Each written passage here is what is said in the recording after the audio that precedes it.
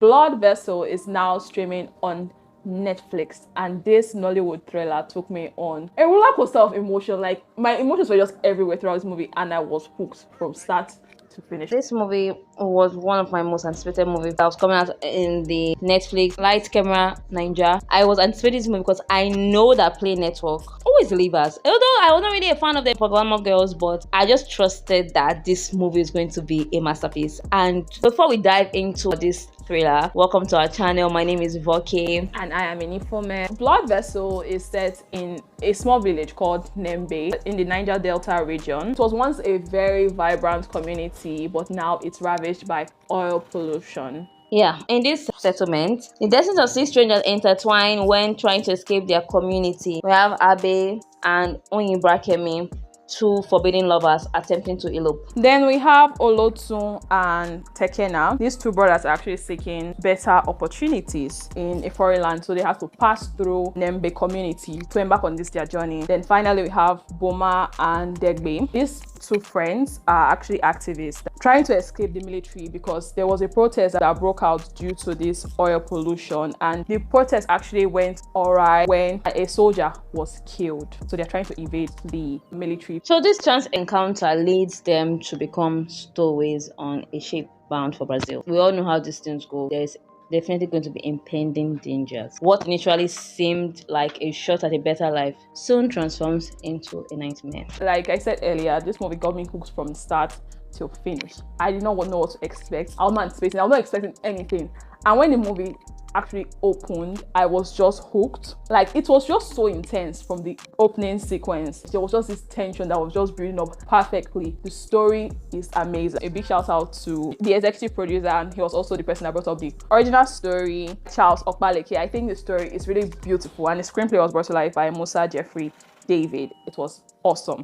I'm always up for stories, so I love the story, especially the forbidden romance part. And I like the fact that the story really raised a lot of questions in my head. First of all, it's kind of ironic because Onyi here, she's a storyteller. She loves to tell stories. Her grandmother tells her stories. So she talked about the slave trade and how people were taken from the shores of Africa, rather jumped off this ship so that they can stay in Africa. It's just really ironic for me. This happened. Our ancestors actually did this, but now people are willing to be stowaways in a ship to leave Africa for a better life. Another question that really came to my mind was, did the omens come to play in this story? I love how it was beautifully infused because I really love this story. Because this girl is telling a lot of stories. First of all, before they embarked on their journey, there was this snake that was eating, and this snake is actually symbolic in the region, and it's a bad omen. I will allow you to watch the movie to get that, but while you're watching the movie, I just need to put in mind that, okay, did these omens come to play? Yeah, I thought about it a lot, especially the snake part. There was so much tension that, okay, maybe they'll reveal later that this will actually have consequence. So throughout the story, there are just things coming up that you hear things like, okay, is this why this thing is going to happen? This is what's going to lead to this danger or whatever is going to happen. I'm even short of words to even describe how this movie made me feel because I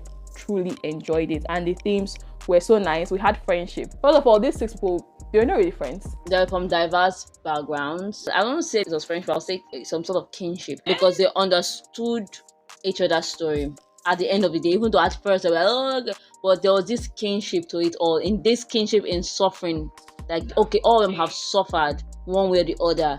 The odds against them were just really crazy, and they just recognized that in each other. The friendship between Degbe, it's also kinship, the sort of like they were friends based on the struggle.